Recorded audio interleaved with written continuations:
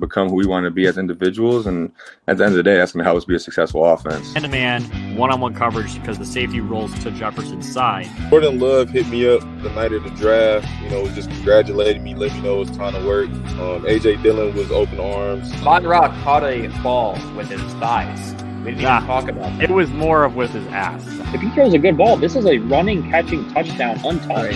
Like, KP does like these flips after every win, and I'm like just waiting for him to do his flip. To know that we still love each other, that's what football brings us. Across the safety's face. You can tune in anywhere that you guys follow us on social media. Welcome to the Practice Squad Pod, episode 73. My name is John. I'm joined by my co-host Mark, who was just in the same state as me for the national championship. Somehow managed to avoid me. But Mark, you have quite an experience to share. You watched the University of Michigan beat Washington in their first college football playoff standard national championship. First time that Michigan has been granted the Natty title in 27 years. How was the atmosphere? What are your takeaways from the game? How are you feeling as a Michigan native and pseudo Michigan fan? Not really. Walmart Wolverine. Yeah, I don't even know Walmart Wolverine. You just don't give him credit sometimes. You're like I'm connected in my fandom to teams based on more of like personal connections. So I have a close relationship with some of the coaches. There are many at Michigan. Yes, there are many ties for me at Michigan. That's why I root for them. That's why I was able to go to the game. Just an awesome game. I think, John, we crushed it in our prediction last week. If you want to check us, you can just trust our word, or you can go check us in our last episode. We pretty much predicted how that game would go to a T. Penix was a little confused. He still played okay. A couple of costly turnovers. Michigan didn't get the pressure we thought they'd get on him, but the coverage worked in their favor. Michigan's running game early and often was too much for them to handle. Donovan Edwards came out of the woodworks, right? Like, he's been kind of quiet. His breakout game in big games continues to happen at Michigan. Just enough play action out of J.J. McCarthy to make Washington have to stay honest and still worry about Loveland and Roman Wilson and those guys. I thought it was an amazing game. The atmosphere, I'd say, was probably 75% Michigan fans in that building. You could feel it. This was a team of destiny. You've heard a lot of people, Hutchinson, J.J., Blake Corum, a lot of, everybody really in the alumni base really started to feel after this Ohio State game that this was a team of destiny, and they fulfilled what was meant to be. It was very cool to be a part of. It was very cool to see it all happen and witness it in person. I will say that if you weren't at the game and you're somebody that watched the game, there's one big thing that happened that you didn't get to witness if it was TV broadcast, right? There's a lot of benefits to watching a game on TV, and then there's some of being there in stadium. In the fourth quarter, the game was 20 to 27. Michigan still had their 7-point lead, but all the momentum was going towards Washington for a while. Yeah, get the guitar going.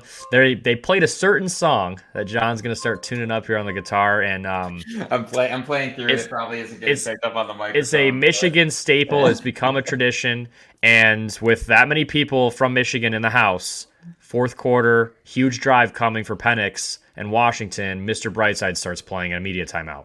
And when I tell you this place erupted, Energy Stadium erupted. It was Michigan. You felt like you were in Ann Arbor. You felt like it was the big house. And from that point forward, I kid you not, there wasn't one thing that didn't go Michigan's way. The very next play, they ran a fake bubble bomb down to Odunze for a huge gain, gets called back because of a holding. Right, no. That's lucky.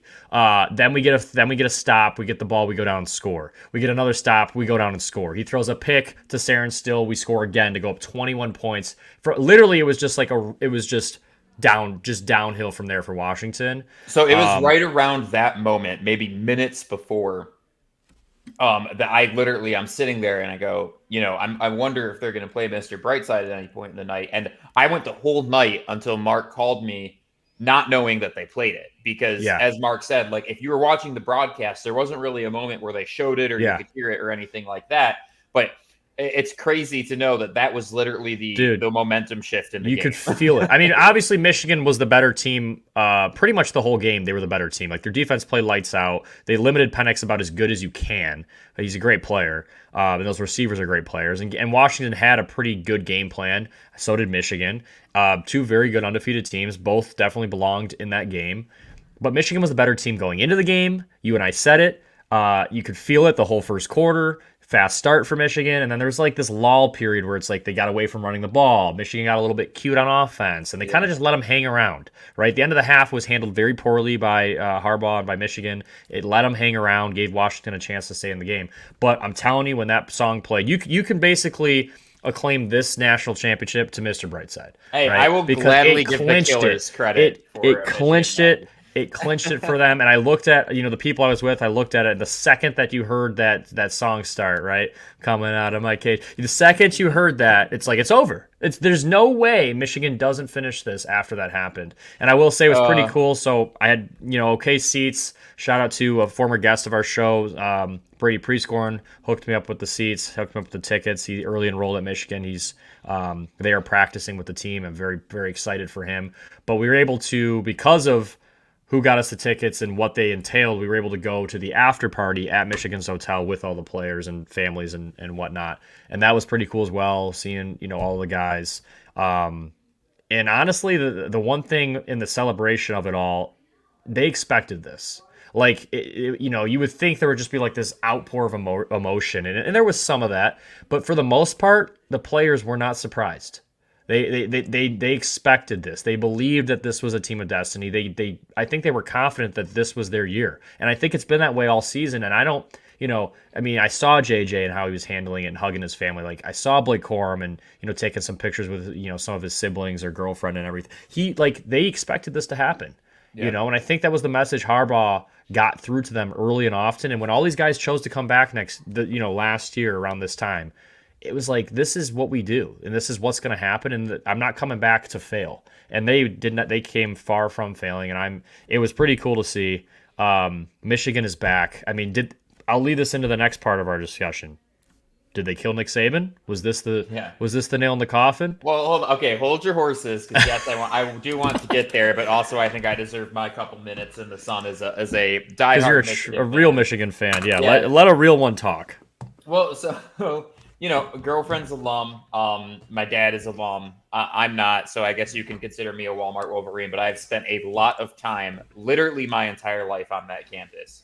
And also my entire life, and I've said this on the podcast before, my dad has told me about the times of old as a Michigan fan, when they were just completely dominant. They had, lights out defense, historic defense, just good enough of an offense to win them damn near every game.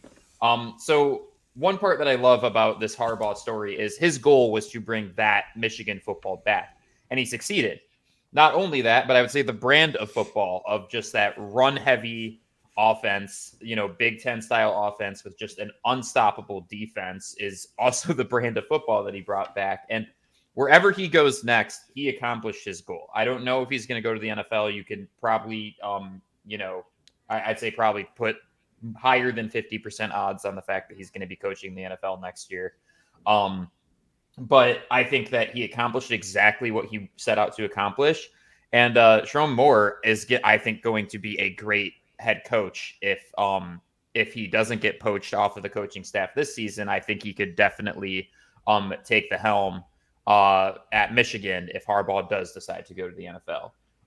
But it was awesome to see. I think the emotions from, my dad, who's such a diehard fan, most of my family, was amazing. And Mark, as you said, I think we kind of really emphasized just how unique Michigan's running game is, and how Washington had not seen anything like that the entire season. And frankly, I actually think they did an okay job to contain it most of the game, with the exception of the plays where they didn't, which usually popped off for 40, 50, 60 yards.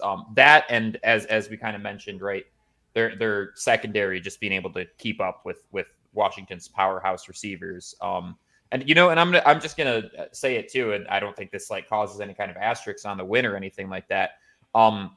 Washington was pretty banged up by that second half going, and that stunk because you could just tell how discouraged they were getting. Where it's like, oh, we're not going to be able to overcome this. Everybody was just a little too beat up to keep up at that point. So John, everything. Sorry, go ahead. Like you said, I mean, we just turn back the clocks too. Even just a few months ago, we came on this podcast and we said, we argued should Harbaugh be suspended? Right? It was a huge thing. John thought no, I thought yes. It ended up happening, and I'm telling you, when it happened, it was the best thing that ever could happen to Michigan because it showed who your next head coach is if Harbaugh leaves. Okay, but not only did it do that, it showed that this team had another edge. Besides just being pissed that they lost the 2 previous years in the CFP, besides, all the people saying that, Georgia, Bama, someone else is going to do it. This Michigan team is pretend they're fraudulent. Besides all of that, you take your coach out of it and you give him another emotional reason to want to play. A team that's like Michigan, very, very talented, clearly. I mean, dude, they had it was like superpowers, man. Like that frustration against the NCAA, against everybody, against Ohio State, against the rest of the world, people like me who came on here and said he needs to be suspended, and I still think it was the right thing to do. It gave them extra fuel. It created a monster that nobody wanted to see, and they finished the damn job. And that extra push was it was almost unfair. I mean, you give a team that's already that motivated. You don't need to give that team extra motivation at all. I'll say this too, John. Some inside, from what I heard buzz around, Harbaugh's not going anywhere. Just what I've kind of now. I'm not saying it's a guarantee, but from the stuff I heard him say after the game to some of the murmurs from families, players, you could trust me if you want to. This is just stuff I heard at the after party. It sounds like he's already planning for spring practice, and it sounds like a new contract's getting worked out, and it sounds like Michigan's going to be able to give him what he wants. And I'm sure he'll entertain because he'd be dumb not to. But from what I heard, it sounds like he'll be back for. Look, to me, I think Harbaugh is enough of a competitor that he's going to want to be one of those guys that ends his career with both a Super Bowl and a college football ring. But in my opinion, he's got quite a few years left. I agree with you. I don't know why he would leave in a place where he knows how happy he is there. And that's been the conversation, right? If he does go somewhere else, it's going to be to take on an entirely different set of challenges and obviously a very large sum of money. But the thing is that he loves Ann Arbor. His family's already there. He loves this job. It's not, hopefully all of the drama and NCAA BS is behind him, and he can just focus on doing what he loves at Michigan and continuing to be Michigan's coach. And so I've heard those rumors as well about spring football and him already gearing up for that. I think any coach where, even if they're entertaining offers, that's still going to be the messaging. So I don't know. Right. And look, I don't think either way is wrong. Right. If he stays, if he wants to go pursue something else, I mean, he's finished his thing at Michigan. He's got him something that, they were hungry for, like you said, 27 years. I don't think you really can fault him with whatever he decides to do, and I think he'll be. I think he's going to be pretty damn successful in whatever he chooses to do, because he's got some awesome NFL opportunities as well. If it's the Chargers and he gets to work with Justin Herbert in that, that franchise, and we'll see what happens. But what a special time for Michigan. Special. Last thing I want to mention about this before we hop into Saban is, how do you feel about McCarthy sticking around for one more season? I think in any other quarterback draft class, he's gone. But here's the thing. Factor NIL into this situation. Consider the fact he might be maybe a day 2 pick or something like that. There's a little speculation on whether or not he's going to come back for another year, because he might make okay money for one more year at Michigan and then probably get drafted significantly higher next season, because this is a thick quarterback draft class. There's going to be a lot of guys selected before him. What's your take on it? It's going to be it's a unique situation, no doubt about it. But I want to come out and very strongly say this. If you're someone who slanders J.J. McCarthy, you clearly haven't been watching and paying attention to what he's accomplished. I know he's got a team around him. I know he's got a great team and great coaches around him, and it's a great culture there. But what he's done to help transform that culture, I think you compare with really any player and any flip of a program that we've ever seen. Okay, he came in here, he won the job, he did his time as a backup, he won the job fair and square, and then he lost in a big moment. And he promised he'd be back, coming back and doing what he's done. He's 27-1 as a starter. at Michigan. Crazy. 27-1 as a starter. I know he's not going to have the stats that compete with some of these other quarterbacks because they don't need to. That's not their style of play, right? I know that maybe he doesn't necessarily pop off the charts when you watch him play, but he makes NFL throws almost every single game. He just doesn't make 5 or 6 of them. It's like He the makes the Brock right Purdy read. argument Yeah. over again, literally. But I'm telling you, he's a freak, gifted. I mean, this is a guy who can he's got a cannon of an arm. He's sneaky athletic. He's very, very smart. He's clearly a great leader, and he's well-liked, and he's still humble after all of this. J.J. McCarthy is a gem, okay? He is a hidden gem, and any team that gets him is going to be lucky. The problem is he should stay, and the reason, I know I just said he's great, and he is great. And if I were an NFL GM, and if I were one of these teams, I would put him ahead of some of these quarterbacks. But here's the list of quarterbacks that are going to probably get drafted ahead of him, and you really can't even argue it. Like almost every draft board has this. You have Caleb Williams going ahead of him. You have Drake May going ahead of him.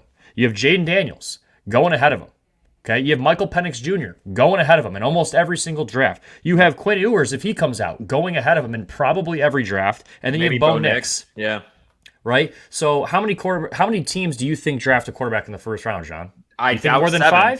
5? Yeah, I doubt 7. Because So, I'm looking at the rosters in the NFL right now, and I'm looking at some of these quarterback picks and what's happened in the last few years, and I'm looking at some of the needs of these teams, and some of these teams that have high draft picks might not take a quarterback. So you might see you might see teams trade up and stuff, but I don't really see a world where JJ is maybe a late first round pick, probably a second round pick. Yeah. Do you really come out for that? You can get NIL money now. It's a whole different world. You're loved. You're a legend at Michigan. This year was all about Blake Corum and his return. Why not make next year a repeat and make it about you? You go on your Heisman spell, right? Like I don't know. I just think if I'm JJ, you think long and hard about this, and I really I think he's going to be okay as a pro. I think if he develops a little bit more, he's going to come into the pros hot, and he's going to be ready to go. If he goes now, he might have a little rough start, but I do think he's definitely a Sunday quarterback. He's a special talent, and I think if you slander him as a college player and your projection of him,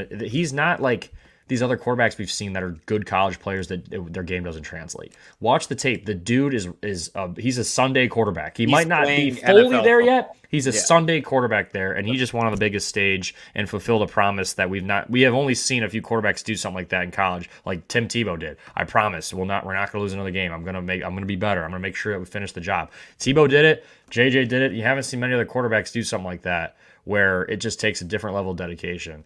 I mean, I don't know if you agree with me, but no, I completely agree with you. So, we'll see what happens with it. I think that Michigan would be just fine regardless. But I think there's a lot of incentive to come back with the case that you just laid out. I completely agree. Drew's out here is slandering. he's one of the my slanderers, Michigan and there's a Kansas. lot of them. That's the thing is there's a lot of JJ slanders, and I don't know what they've been watching or where it comes from. I get that like they've won these games not solely because of him. They've relied on this run game. They have a great defense, but like JJ won games at Michigan before they had all of that, right? And JJ on any given team without that would still compete in almost every single game. The guy's a very, very good quarterback. Like, and you could put him in a gunsling offense and he'd thrive. Totally. I believe that. I've said this multiple times previously that like the number of NFL franchises that have like sustained long-term success because their quarterback's like an incredible scrambler with like an absolute laser cannon of an arm is like maybe one every once in a while. Which, by the way, JJ is that. He's He just does have more a, like, low key. right. He scrambles and he makes some incredible throws. But to go, and I agree with you, but to go to my point though, the number of NFL teams that have sustained success because they have an amazing offensive line with a killer run game and then a quarterback that knows how to take advantage of situations and be athletic when he needs to be, but only when he needs to be, not because he has to be.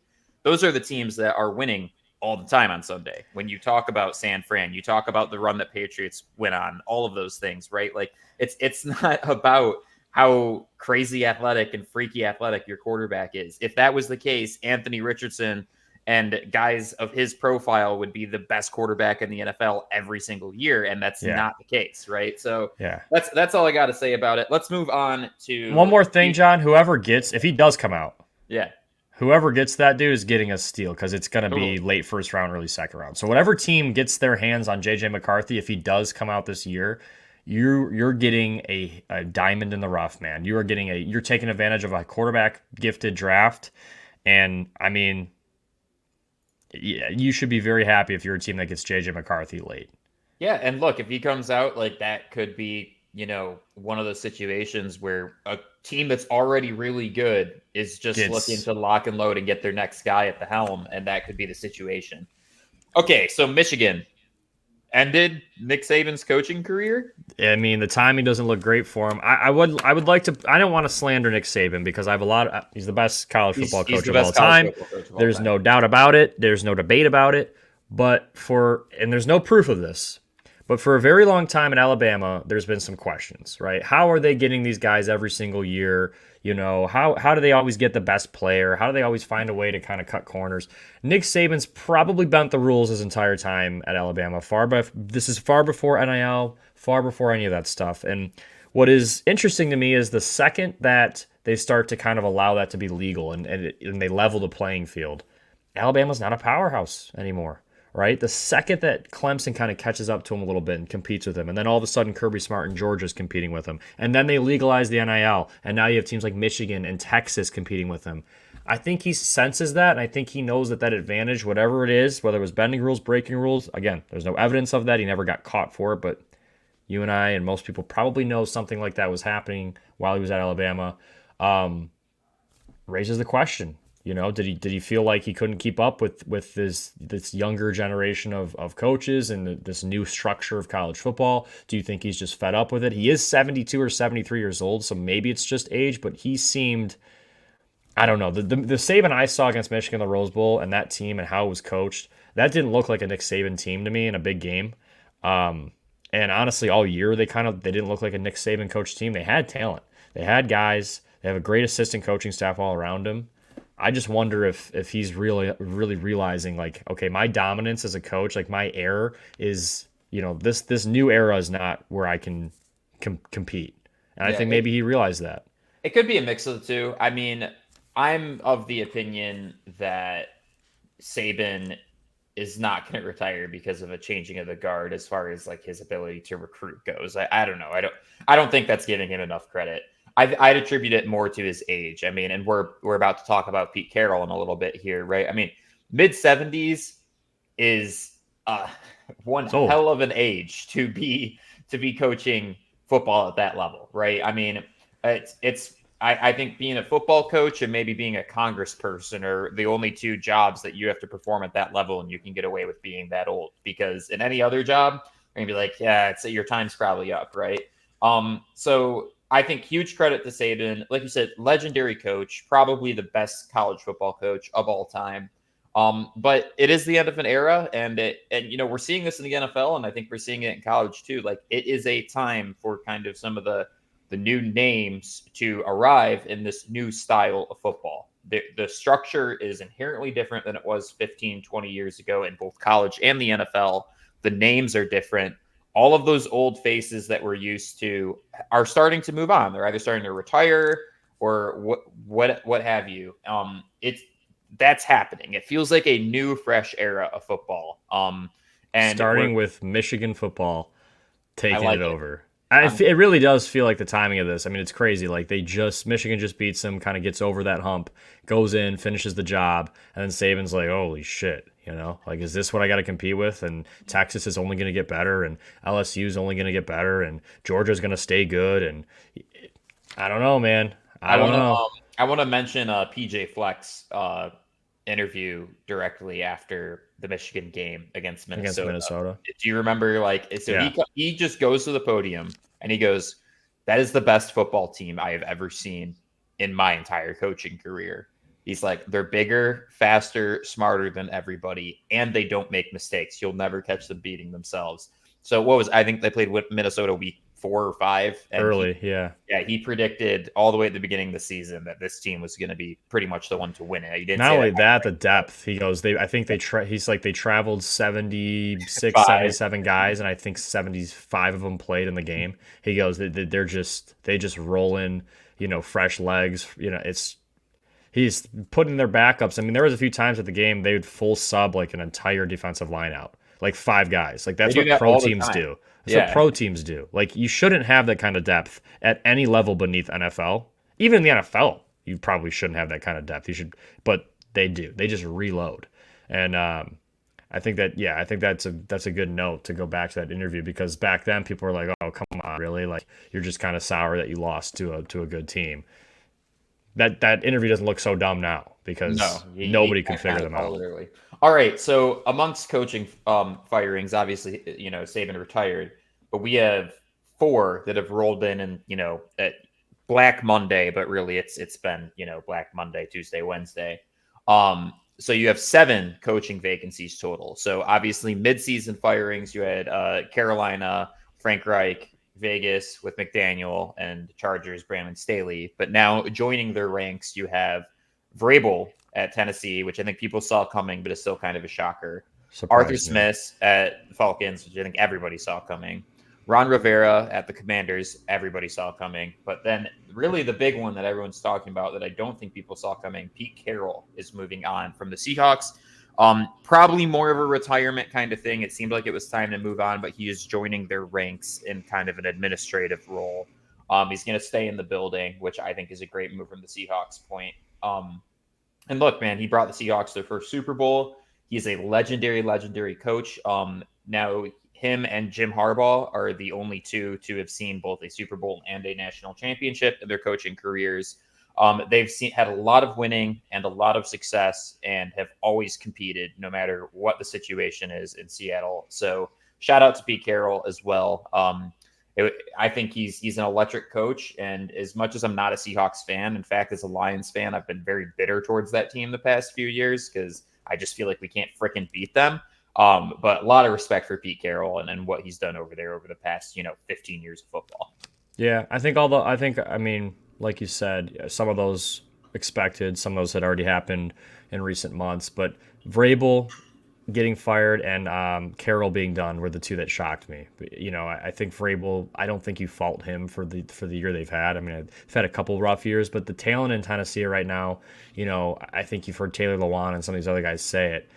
It's not because of the coach. They just don't have the roster to compete with some of these teams they're playing against. And I've always been against punishing when you know you have a great coach like that, if he's still on his A game. I mean, sometimes coaches fall off, right? Or they make mistakes and you got to fire rough him. seasons or whatever. But when you have a great coach like that, you got to recognize who he is and what he's done in the past, what he has the capability of doing with a better roster. And you got to build around someone like that, almost like how you build around a great quarterback. You got to build around a leader like that. And Vrabel absolutely is that. So that confuses me. Tennessee's I think that's a mistake. I think it was, as much as it's like a firing, I do think it was kind of a parting of ways. And the reason why is because he did not get along with the previous GM. They fire him. They this is kind of conjecture, a little bit of speculation here, but this is apparently the narrative that's going along with this. They told Vrabel that he would be a part of the hiring process for the next GM, and he wasn't. And then that GM, I would say, made some questionable roster decisions in this past year. I think, signing D-Hop to a super large sum of money when he's kind of getting to retirement age. I think failure to invest in your offensive line. They let a couple guys walk in free agency or even traded away some guys this season that I think are kind of heart and soul of the Titans or guys that they probably should have kept around. Clearly, those GM struggles continued with Vrabel. And so, to some degree, I think Vrabel is like, this is not going to get any better for me. Like, I'm not going to have enough control of how I want this roster to develop. And now you're saying goodbye to Derrick Henry. You're changing of the guard with quarterbacks. You're still don't totally know what your offensive line looks like. You're stuck with a big money receiver and an underperforming rookie. That's scary, especially if you're a defensive head coach, right? So I think his most likely landing spot, if I had to guess, is he's either gonna go to the Patriots or, nobody likes this one, Washington. If you're a Michigan fan. Washington, you said? I like Washington. I could see Ohio State too. I know Ryan Day isn't officially gone yet, but that would scare me. And wouldn't that be a little scary? I don't know. I could see that too. I think I don't know. I think he's more of an NFL guy, but he definitely fits the mold. I'll say this too, John. You look at these coaching vacancies. Which of them do you think is the best for a new coach to come into? Like, if you were a head coach and all of these, different teams are interviewing you, which one do you think that you'd want to walk into? Got to be the Chargers, right? I think so. I think Chargers Vegas might be a close second. I would say the Commanders as well are up there.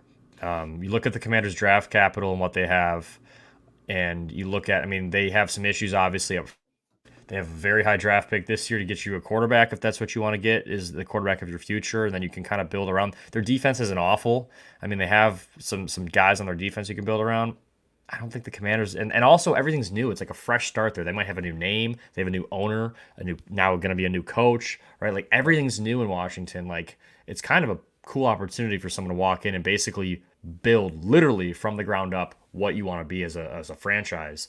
And you don't really get that opportunity like almost ever in sports, like where a franchise restarts. How do you feel about Bieniemy and his? I do not think he should be the next one. I think that it sucks for him because the whole point, we said this in the preseason. Why do we think he kind of took a lateral move to go to Washington and be the OC to prove that he could be a head coach? Their offense wasn't great, right? It was okay. It was probably average. And what did he do to prove he should be the next head coach? I don't think he did enough. I don't know. He deserves an interview, and he deserves an opportunity to see, whether or not he's the guy. And maybe he should be a head coach somewhere else. But in Washington, hell no. I would go outside of what you just did this past year. I'd go bring somebody. You don't. Everything else is new. Why the hell would you choose to promote a guy from in-house? Unless he just does an outstanding job, I just feel like you got to go find somebody else. I just kind of assumed that they made that move because they knew that they were going to move on from Rivera pretty much no matter what this season. That was my assumption on why they might have done that. But you could be right. I guess we'll see what happens there. I think the Atlanta situation is at least interesting. They have a lot of draft capital spent on skill position players and a pretty good offensive line. They're kind of a quarterback away from having a pretty solid offense, and their defense wasn't bad either.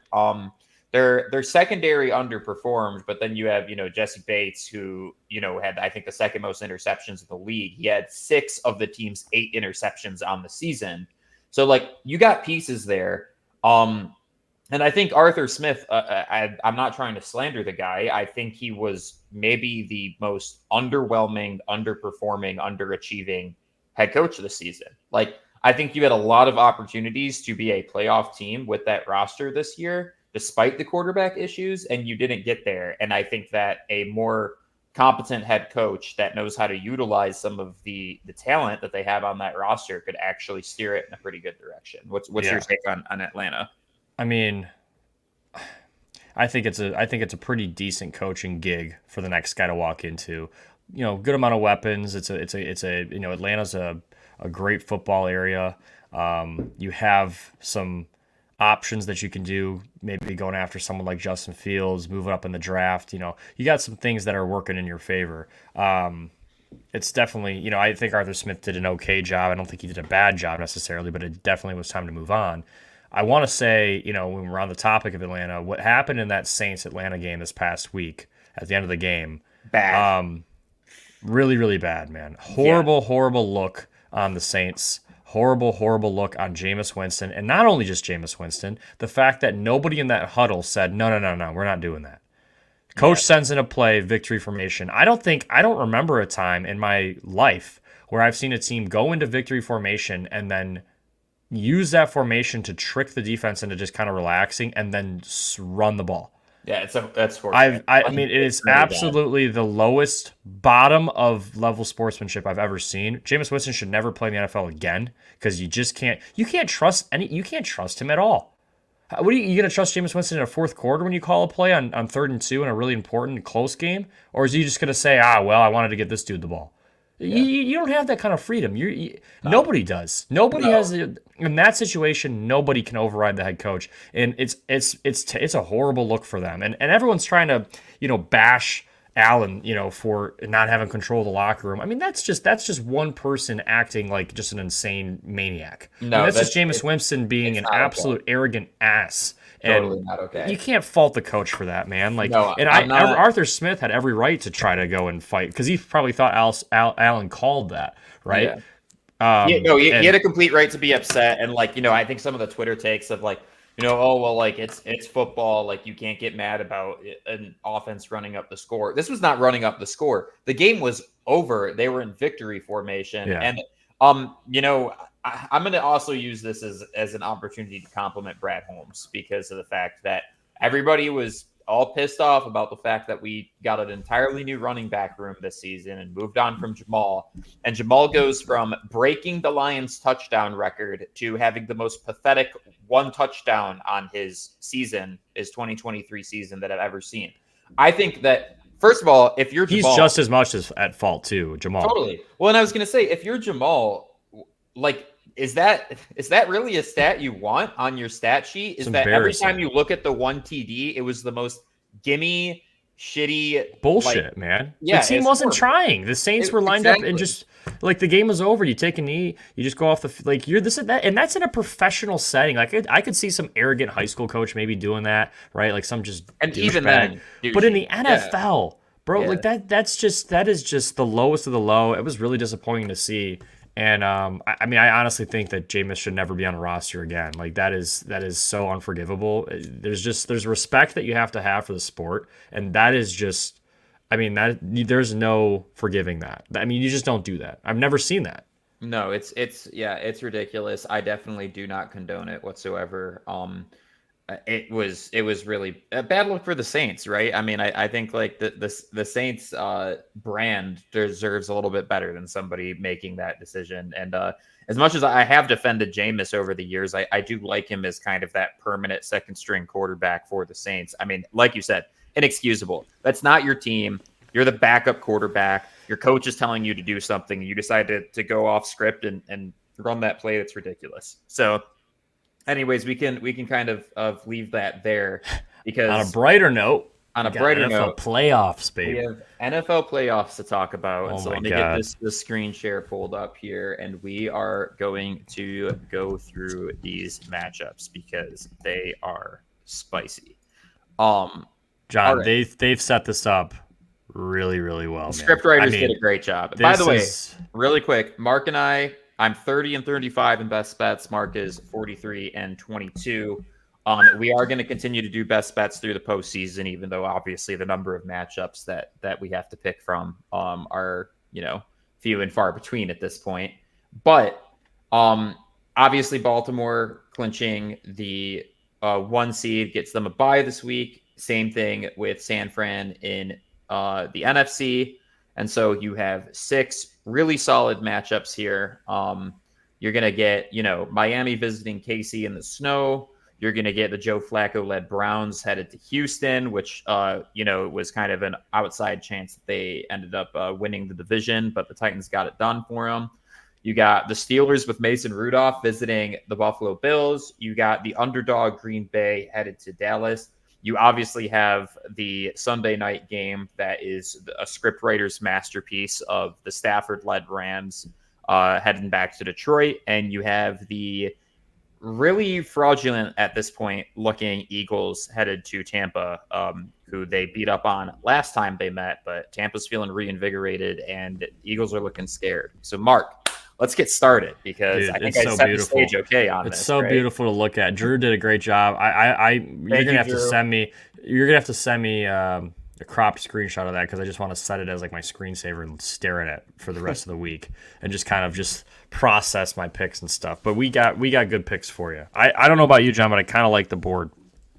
I kind of do too. I'm curious if I actually end up rolling with anything for best bets, with one exception that I see on the board here. But we'll start with Browns at Houston. So, like I said, the CJ Stroud, what he's done as a rookie is incredible. This team ends up winning their division because of the Titans being able to play spoiler against the Jags, who you don't see on this playoff board anymore as a result. The Browns have a disgustingly good defense and a sufficient offense. Houston is kind of a potential Cinderella. Really, both these teams are kind of potential Cinderella stories for the playoffs here. Personally, I like Houston at home here to win this. I was just in Energy Stadium. I was just in Houston, right? I just got back today. I can't go with them, John. I think the Browns. I think Flacco. I'm going with the old bull, not the young calf. Also, I think Drew's just sent this into the chat that he posted about 4 weeks ago about the Eagles being fraudulent. So good call there, Drew. Great work there. Sorry, continue. Yeah, Mark. Drew's work on the memes he's up there. He does a great job with the memes. I like the Browns, man. I like the Browns to go in there, take care of business. Yeah, that defense is tough for any quarterback. CJ Stroud's had a hell of a rookie year. I mean, one of the best that I can remember, but no quarterback in this league wants to see that defense, and surely not a rookie who doesn't, who has some of his best weapons out. I think the Browns take care of business. Okay. I'm just struggling to fully buy into what the Browns are offensively right now, but I do agree that if anything's going to give them a chance, it is that defense. That is a historically good NFL defense. I'm going to go the Browns are my best bets, by the way, John. Whoo! All right. Set this. Why waste any time? Let's jump right into the best bets. First game we talk about. Drew's yelling at me for jumping the gun on the Eagles game, but that meme was too good. I just had to show it. All right, Miami at KC. Again, this is probably going to be a game in the elements. It's expected to be snowing and like under 10 degrees during the time of this game. And look, man, I think this is exactly the type of matchup narrative that KC wants to have. I love the story that Miami has been this season. I think their offense was one of the most entertaining offenses to watch all season, but their defense is super banged up, and they're going against KC's defense, which has, a team that can probably hang with the speed that the Dolphins have. Probably one of the few teams in the NFL that can.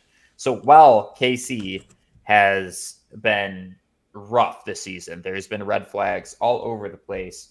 I think this game at home at Arrowhead against this particular team in the elements, I think this is KC's game to lose. So I'm taking them here. Looks like the betting market agrees with me too. They're 4.5-point favorites. The speed of Miami gets neutralized with weather, right? I mean, they thrive down in Miami when it's warm. But when you come into the tundra and you come into a cold game and it's snowing, I mean, that's not the offense that you want to be in. And Kansas City's defense is fully aware of that. They're going to have a game plan for that. Like you said, Miami's defense is banged up. This screams Kansas City. And, I mean, I'm not going to put in my best bets, but you know that I feel strongly about Kansas City somehow making an AFC push this year against all odds. And they're going to start in the right direction by beating the shit out of Miami. That's what I think is going to happen. Yeah, I think it could get ugly too. And again, love the story of the Dolphins, but they had way too many late season injuries. And I think this is a matchup that frankly goes horribly in the other direction. Not Mahomes in their favor playoffs at Arrowhead. Yeah. He's never lost. Or he's lost one time. All right, Steelers at Bills. Look, after the Twice, performance actually, the Bills have had in the past couple of games, with the Steelers missing TJ Watt and starting Mason Rudolph, I don't just like the Bills here. I love the Bills. I'm putting them in my best bets. Oh, man. John, you do owe an apology to Joshy. I don't think so. I know he's not playing his, I know he's turning the ball over, but the guy just took a team that had, at one point, 17% chance. 17% chance of making the playoffs, and he just got him the 2 seed in the AFC. You got to give him a little bit of an apology. I will give him an apology because I do think that the Bills were going to just completely flunk out the season. And obviously I got proven wrong there. I think my opinion of Josh Allen kind of looking like Matt Stafford, I'm gonna stay on that one. Frankly, I can't group those two together. You can't give him any credit for getting the 2 seed. I can give him credit for squeaking into the 2 seed. That's incredibly impressive. I can give him credit for having, kind of the prowess to go and really turn the season around and lead this team to much higher heights than I thought they were ever going to get to this season. It's incredibly impressive. Don't get me wrong. The games that they won down the stretch here, they shouldn't have won. Crazy, crazy stuff. I still think Josh Allen's recklessness is going to get them in trouble. I mean, he threw what, 2 picks? I in that know game? it was bad. It was Yeah. bad. It was so. But that recklessness also leads to some incredible plays, and if it he does. stacks more incredible plays than ugly plays, the Bills are dangerous. I Well, would not want to see him either. Like I said, it's Stafford, right? Like, has an incredible fourth quarter comeback as a result of doing some very questionable things in the first half. Stafford didn't win a playoff game until he left Detroit. So I wouldn't. I mean, Josh Allen's been there. He's been in bigger games. He's won playoff games. He's hosted more playoff games. You know, Just hope none go into overtime, and he should be in okay shape. yeah. I listen. You got to give Josh some credit, man. That's all I'm saying. And the I give him Bills, credit. what they did- I think he's a great quarterback. Don't get me wrong. I just think he has habits that I've seen before in the NFL, and they've been costly, right? All right, the underdog, Green Bay, headed to Jerry World. By the way, this freaking 2 seed should be the Lions, and pending some circumstances with the Rams, San Fran, the freaking 1 seed should be the Lions. Yes, I'm mad about it still 2 weeks later. Anyways, hopefully our neighbors in the north can pull off an incredible upset, because nothing sounds better to me than a Dallas choke first round exit to a Jordan Love who all the odds were stacked against them. Everybody expected dude. this team to not make He's it. a dude. And sure enough, Green Bay has its 3rd franchise quarterback in a row. Freaking all 3 of them hat trick on drafting the right quarterback for your franchise. Yeah. I think Jordan Love is going to be sticking around. That's after this season. Jordan Love's a guy, man. He's the third in line. Like 2nd or 3rd most passing touchdowns this season. That's not a stat I expected. Jordan Love is a great quarterback. I'll say it. He's a great quarterback. He has come into his own. Green Bay, I mean, this is a team that it was supposed to be a rebuilding year. First year without Aaron Rodgers, and they're in the playoffs. I mean, it's incredible, man. And they're a dangerous young team. Dallas, should take care of business, but I'm not going to count Green Bay out of this one. I'm not going to say it's impossible that Green Bay doesn't get an upset. Green Bay covers. That's what I think high probability Green Bay covers. I think Green Bay covers. Do I think Dallas will win it? I don't know. Jerry World's a tough place to play. We've seen that, but man, it would be awesome. I would love to see Green Bay upset Dallas. That would be so good. All right. Obviously, Vegas is betting on a pretty high-scoring shootout kind of game here. We have the Rams at the Lions. First time Ford Field hosts a playoff game. Jared Goff revenge game. Matt Stafford revenge game. These teams mutually match up horribly against one another. Their weaknesses are the strengths of the other team. I really don't know what to make of this game, Mark. I love Detroit. John. I love Detroit. I don't think I'm going to like your answer either. I love Detroit with this matchup, honestly, because I think that this is a destined need to win, need to break the curse situation. But I think you're going to have the opposite opinion. So let me hear it, Mark. You ready? Yep. Detroit Lions, best bets. Oh, shit. And here's why. Okay? This line opened up at like 5.5 or 6. Everybody is putting money and betting on the Rams to cover. That spread continues to get smaller and smaller. Detroit is hosting a playoff game for the first time in our lives. That is going to be a bumping environment. Everyone's talking about Matthew Stafford coming back. How about Jared Goff getting his revenge? Matthew Stafford's had his moment. He left. He got his ring. He had his glory, his shine. The Rams are a very good football team, a very dangerous team. But Jared Goff and this Lions team is more motivated than ever. Similar to this Michigan thing, man. Like the Lions, you took away a win from them. You took away a 2 seed, maybe a 1 seed right out of their hands. They have added motivation. They've been underdogs. Like the country doesn't believe in the Detroit Lions. After all they've done this whole season, you're telling me that the spread is 3, start at 6 or 5.5. Like, that's all I needed to see, man. That's all I needed to see was that movement. Everybody's saying that the Rams are going to win. And I was one of those people early on. But seeing this trend here, Detroit's going to take care of business in this first home game. That place is going to be rocking. Matthew Stafford, I hope your night is hell. I hope that he struggles so bad. I hope he throws interceptions. I hope he takes sacks. I hope he takes big hits. I hope Matthew Stafford goes through hell in Detroit because he does not deserve to come back and steal from us. He owes us, John. He owes us. Yeah, I And still think have a lot of questions about the Lions secondary, but I will say this, man. I do too. Their front seven is playing playoff football. 100%. There's no doubt in my mind we're going to give up, 30 plus points. I just think that the Lions win this game and they win it by 3 or more. And I just feel really, really good about our offense and Jared Goff. That is if I had to answer with one thing of why I'm so confident, and this is probably the game I'm most confident about on these boards this week, which is crazy because if you would have asked me a week ago, I was very feeling good about the Rams covering. I watched Detroit. I know they're out Laporta. I know some other guys are questionable, which, by the way, we did say was very dumb of Dan Campbell to play all those guys for 4 quarters. And, of course, he couldn't help himself, had to do it. But give me Detroit, Jared Goff, revenge. Jared Goff, revenge. That's all you need to know. We're taking care of business. We're getting our first playoff win at home in a very, very long time. I'm stoked on it. I cannot wait to watch this game, and I'm happy that the NFL is a whole. Was that the answer you were expecting? No, I was expecting you to say Rams. I really was. And just because of the fact that this is not the matchup anybody wanted, but now that, things are simmering down a bit, this is a matchup of destiny, right? It's the best matchup of the weekend. No doubt. Totally. No doubt. This is a 30-year story that is about to be told. And I think Detroit rises to the occasion. I'm hoping to God that Detroit rises to the occasion because, like I said, there is no better way to sound in a new era of football in Michigan than Michigan winning the Natty and Detroit winning their first playoff game in 30 years in the same in week. 8 days of each other. Yeah. Yeah. That just sounds right. That feels right. All right, Eagles at Tampa.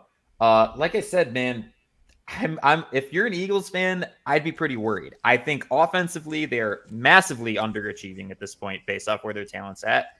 And defensively, they have lost the plot completely. They gave up 3 touchdowns to the Giants to start the game last week with their starters in because they had the division to fight for. This is not looking good, and I think Tampa's motivated. I think Tampa's bought in on Baker Mayfield. I think Tampa has found ways to slowly improve throughout this season and win December football games when the Eagles have done nothing but choke over and over and over again. If you're an Eagles fan, you got to be concerned, right? That's my take on this. There's concern. There's no doubt. But there's a lot of concern for Tampa Bay as well because they've looked like shit. They should have lost to Carolina, by the way, last week, and they shouldn't even be in that slot. Hammer the Philadelphia Eagles. Just when you think it couldn't get worse, right? This is rock bottom for Philly, okay? They were 10-1 at one point. All right? 10-1 at one point, and they have just shit the bed. But I'm telling you right now, I believe in Jalen Hurts. I believe in Jason Kelce, some of the veterans they have on this team, to take care of business in this game and give themselves a chance to compete in the NFC. Give themselves a chance to live and fight another day. Turn it around, okay? Eagles, best bet. Wow. I think that December football is such a good indicator of playoff football. Makes a lot of sense, I would argue. I'm really concerned about the Eagles' ability to come in and play high-level December football right now. I don't even think it takes that high-level football to beat the Bucs. I don't think so either. That's why I'm so confident. I'm not saying they're going to make a run. The winner of this team is out next week for sure. But, So if I'm thinking about this correctly, let's say Cowboys win, Lions win, Eagles win. Mm-hmm. That means Eagles at San Fran, Lions, Cowboys, right? Mm-hmm. Okay. Script writing. We love the script writing. I love the idea of the Lions having to go back to Jerry World and prove themselves all over again, too. And I know what I love the idea of even more is us hosting Green Bay or hosting Philly. Yeah. That's what I like more. I'm curious how good Green Bay. That's my biggest question mark because I actually I get this weird feeling in my gut that Green Bay is about to shock the world, but I could be wrong. Yeah, we could be wrong. I think they'll keep it close, but yeah, like I said, feel good about them covering, but we'll see. Anyways, I think that's basically all we got to cover. This was just, we're not even at an hour yet of recording, and I feel like this episode has just been bang, bang, bang. It's loaded. Talked about the Natty, talked about Saban retiring, talked about the coaching change-ups, previewed NFL football. 55 minutes. We got you all out of here. I can't think of a greater episode to go into the NFL playoffs with. There's no better tons to one-stop talk shop for national championship talk and college football playoff and NFL playoffs and just prepping you and giving you the picks to ride with. I will say, put a small fortune on Michigan, and I staggered the spread, and I'm feeling pretty confident with some extra money now to lock and reload into this NFL playoff picture. Staggered Love the it. spread. It wouldn't let me go any higher, John. I staggered money line 2.5, 3.5, 5.5, 7.5, 8.5, 9.5. I wanted to go up to 16.5, which by the way would have covered all the way up to that. I would have been a very rich man, but DraftKings wouldn't let me go any higher than that. So It's fishy. good that they're imposing limits on you. I think after the season you've had, that it's right that they did that. Yeah, they do. They're stopping me from greatness. They know that I'm going to break their bank. 100%. 43 and 22 this year in the NFL. College, I was good as well, but we haven't been doing best bets in college. But just ride with us, man. You got to be crazy not to. And for all of you that comment and say that we don't know what we're talking about, like, do you see the records? Most of our takes have aged pretty damn well. Yeah, I think my pure football takes have been pretty decent this season, and Mark is right there with the spreads and the best bets, and that shows that you know ball. If This not is where anything else. where you come to watch the best picks each week, and this is where you get rich. This is the Practice Squad podcast get rich episode or die trying. Hey, thanks. And it continues for, this week. Yeah, let's go. Thank you very much for checking us out and listening. If you do not follow us on social media, please do so. We post short form content throughout the week. If you have not checked out our merch store, especially if you're an NFC North fan, I know for a fact that Green Bay and Lions fans should be at our merch store, tapping in and picking up some customized merch from an artist, Detroit artist that put together all 4 of the designs. Definitely should go check that out. Ride with us. Subscribe to us on YouTube. We are just a little bit of watch hours away from being able to monetize. That would help us out a lot if you, so maybe rewatch the episode. Maybe it's just that. Love good. us or hate us. Love us or hate us. You want to be here for this. This is the best time of year. Look out for some short form content coming your way. I mean, you just coming off of a great national championship game, and now you go into a great playoff wild card weekend. Like, this is what you want. This is where you want to be. Yes, sir. Practice Squad Pod out. We will see you next week. Thank you for tuning in. Peace.